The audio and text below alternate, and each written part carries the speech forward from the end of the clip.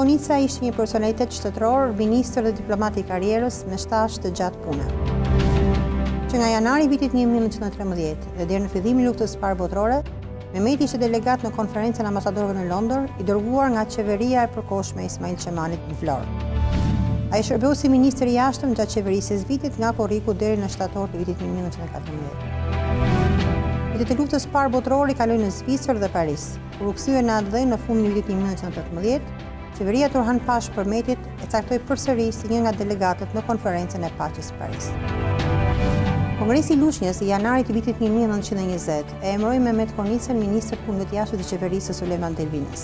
Këtë postë e mbajti deri në nëntor të vitit 1920. Në dhjetor të këtij viti, ai dërgohet si përfaqësues jo zyrtar pranë Mbretërisë së Bashkuar, u krijoi një lobing të fuqishëm për trajtim të drejtë shoqës shqiptare në konferencat ndërkombëtare të viteve 1920-21. Si përfaqësues jo zyrtar në Londër, ai raportonte para qeverisë shqiptare edhe për problemet përfaqësimit në Shtetet e Bashkuara të Amerikës. Në vitin 1922, Mehmet Konica akreditohet ministër fuqiplot shqiptar në Londër dhe në Paris, ku shërbeu deri në vitin 1925. Ai vazhdoi në politike në Parlamentin Shqiptar të kohës. Mehmet Konica ka qenë kryetari i grupit parlamentar për problemet e Ballkanit dhe si i tillë mori pjesë në të gjitha konferencat ballkanike